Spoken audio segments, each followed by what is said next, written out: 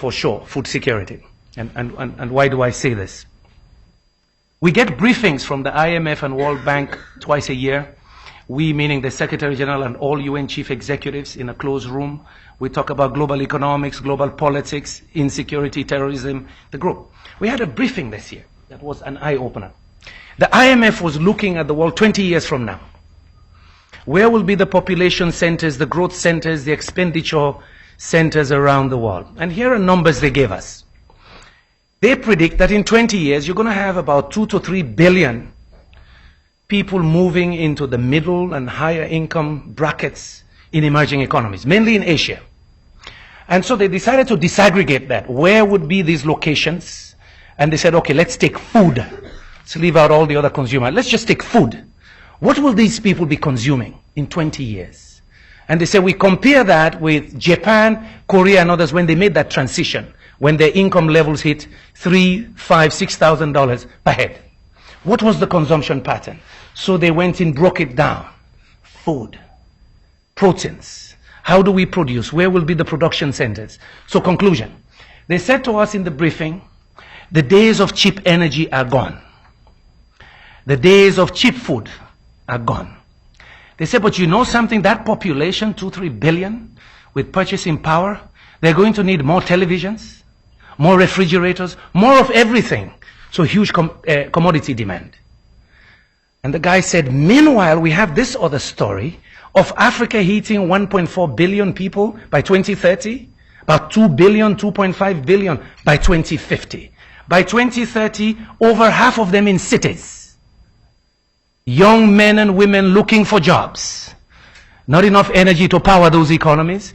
That migration is preceding industrial transformation in those economies. In other parts, you had the industrialization moving, people moving into this. This one is preceding. So you see it in Freetown, you see it in Lagos and in Addis. What are we going to do? Will they afford food? Anyway, that's the context we are. That's why I believe this work is important. I put this team together about 4 or 5 years ago because I had people talking about food security in the old style. These economies in Africa have to deal with food security, jobs, urbanization all at once today. And then you have the big risk multiplier, climate change. Messing up everything, all the predictions, business as usual. Yields will go down by 50%. There will be climate refugees in Africa moving around because there's flooding and so on. How do you as a government deal with all of this today? If we just look at food security as just increasing production on the farm, you need to link farmers to markets. You need to have food distribution systems in the cities. You need to feed that population, but you need to create jobs. The Arab Spring is about jobs. I did a piece in March in Project Syndicate with the Minister of Trade and Industry of South Africa. We called it South of the Revolution. We were sitting in Algeria in March because we were there in Libya in November, watching everybody kissing Gaddafi. And then in March we found ourselves there. And we said, could this happen down south? So we wrote this piece and we wrapped this together. Agribusiness, jobs, and beneficiation, they call it in South Africa, adding value.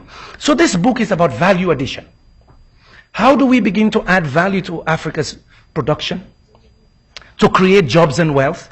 How do we change the discussion in Africa from just poverty reduction to wealth creation? Because then you talk about competitiveness. Then you talk about trade. Then you talk about productivity and infrastructure. So it is that holistic approach that we really advocate for. A few years ago, this was the first report we did with Paul Collier and his colleagues at the Center for the Study of African Economies.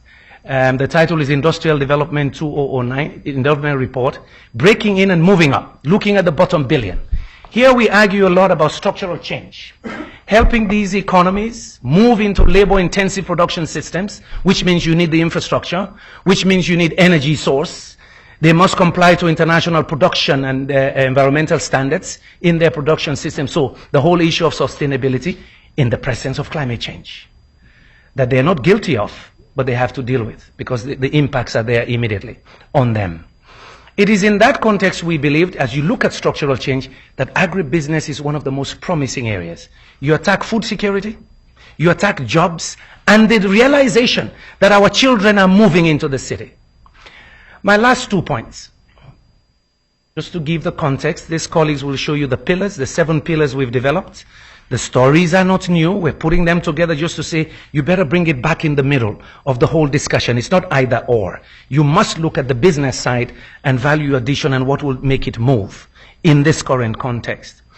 I was in China in August. I helped the Chinese organize an Africa-China Partnership for Investment Forum. In the middle of my speech, I stopped right at 7 minutes into the speech, and I stopped. And I said, I'm not going to read the official text anymore. I want to talk to you about the African dream, which is the subject of a new op-ed I'll release soon. From cocoa to chocolates. I say, you know, our dream, our children's dream, is to sell chocolates to 300 million Chinese. I'm not going to compete with Nestle or Cadbury. I just need 300 million middle-class Chinese to buy finished products from Africa. That's the dream. It's not to sell you cocoa, iron ore, and bauxite anymore. If that's the new market, it's the same thing we've done 600 years, and we're the poorest of the poor. Commodity trade makes you poor. Every nation has been able to do structural transformation, add value, industrialize, move up the ladder to create wealth. So it's not just that missionary thing of giving aid.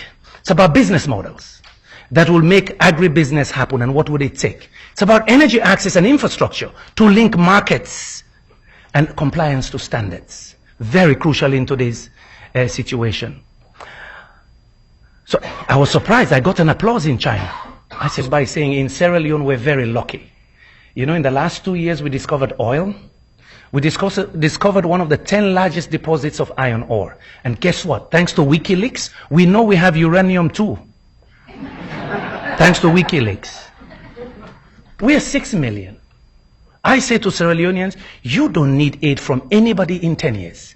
You should be wealthy. Our children should be proud to come back and have real jobs, not charity. That's what we're talking about in this book.